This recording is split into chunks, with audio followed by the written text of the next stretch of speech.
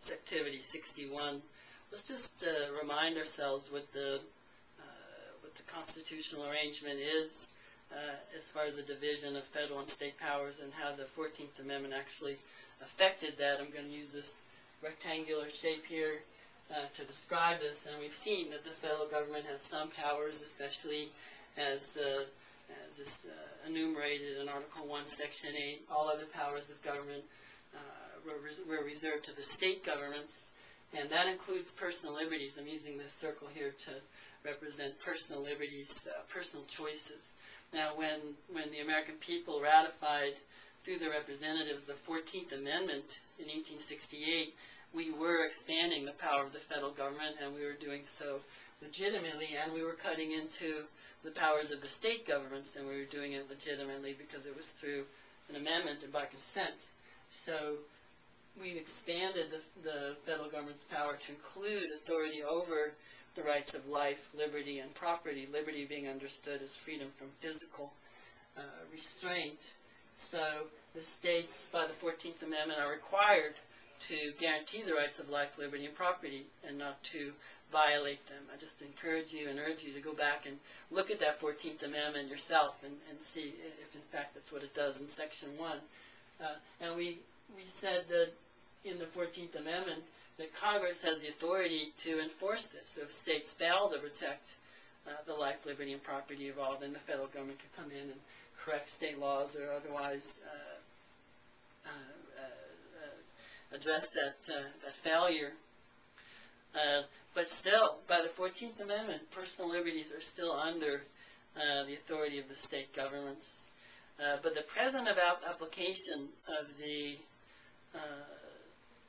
14th Amendment has changed that. The Supreme Court, as we began to see in the previous activity, has given itself power over personal liberty. So you can see this in letter A. This case, Stenberg versus Carhart in 2000, was a case in which the state of Nebraska wanted to prohibit a certain procedure for late-term abortions that many people in the U.S. find disturbing. If you want to go back and see the details of that, it's in the textbook. But you can see by what the Supreme Court says here how they understand the Roe v. Wade ruling, the central holding of Roe v. Wade, that the word liberty in the 14th Amendment includes a woman's right. I don't have it on the board anymore, but we can think back to those words. Then nor shall any state deprive any person of life, liberty, or property without due process of law.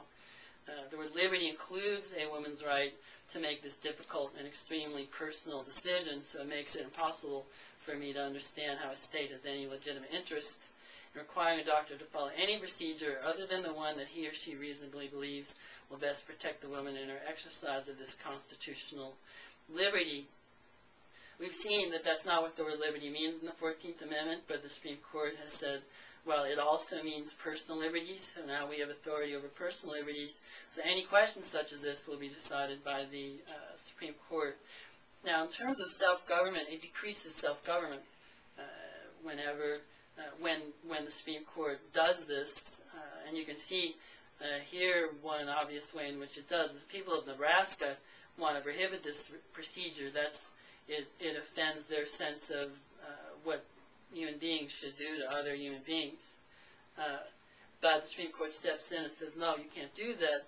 So what's happening here is the Supreme Court is going, and as part of the federal government, is going beyond its limits into an area that the Constitution reserves to the state governments, and so decreases the area in which the people of the states can have their own laws according to what seems right and just to them. It would be fine if we agreed to surrender our right and authority over personal liberties to our state governments, but we never did. This is something that the federal government has taken from us without our consent. Letter B, something very similar. You can see that this case where in Texas there was a law prohibiting homosexual sex. The Supreme Court thought that was ridiculous, and perhaps it is. And that's not the issue. Again, the issue here is not whether or not people should be allowed to have homosexual sex, so much as just looking at this in terms of constitutionally limited government and self-government, again, the Supreme Court is using this word liberty in the Due Process Clause of the 14th Amendment to say that states cannot make laws prohibiting homosexual sex. So the liberty protected by the Constitution, says the Supreme Court, allows homosexual persons the right to make this choice. These matters are central to the liberty protected by the 14th Amendment. Their right to liberty under the Due Process Clause gives them the full right to engage in their conduct without intervention of the government. So again, the word liberty being understood to refer to personal liberties, and then that gives the Supreme Court power to make rulings concerning anything that has to do with personal liberties. Now, how does this ruling affect liberty in the sense of constitutionally limited government? It decreases it. Because if this is the proper limit of the federal government that we agreed to, the federal government is just giving itself more power by giving itself power over personal liberties. So whenever a government can ignore its limits and start assuming power over things that we the people never gave them power over, that decreases limited government. They're no longer observing this is a limit. The 14th Amendment extends the power of the 14th of the federal government, but it also is a limit in that it's saying, okay, you can go this far, no further. You may be glad that the federal government stepped in and struck down this Texas law, just as in the case of Virginia, in Loving versus Virginia. There were 16 states out of the 50 that had laws against interracial marriage, and there was probably around the same number that had laws against homosexual sex. And you may applaud the initial result of striking down these laws, but I'd like you to also, as you think about those rulings, think about the consequences long-term of decreasing limited government and decreasing self-government. And let us see Justice Scalia, in his dissent from the majority in Lawrence versus Texas, is simply emphasizing that the right of self-government is something that should also be respected as an important right.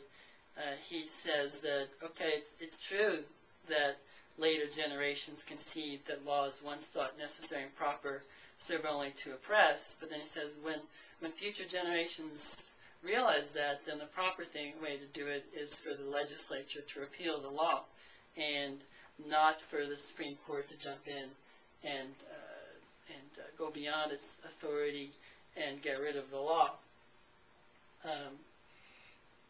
And I guess that's what I would suggest thinking about, is these few states that continue to have these laws that people find unjust. Perhaps as time goes on, the people would realize that themselves and change the law themselves, which would preserve self-government and constitutionally limited government. Letter D is another way of showing that there's something questionable about the Supreme Court's way of understanding the Due Process Clause. The Due Process Clause says, nor shall any state deprive any person of life, liberty, or property without due process of law. So that plainly means that states cannot execute, imprison, or fine somebody unless they've been convicted of a crime in a court of law. So due process of law means the proceedings of the courts of justice. That's what Hamilton emphasizes, and then he says they can never be referred to an act of the legislature. But when the Supreme Court, if you think about it, is striking down the laws of Texas or Virginia or Nebraska or any other of these states, they're striking down laws made by the legislature and saying that the legislatures failed to follow due process. That doesn't make any sense. I'm aware that the Supreme Court has invented a concept called substantive due process that justifies what they're doing, but you can see the words of Hamilton here, that due process refers to getting a trial and a fair trial, not what a legislature does, and that I think also makes more sense when you just consider the plain meaning of the Due Process Clause.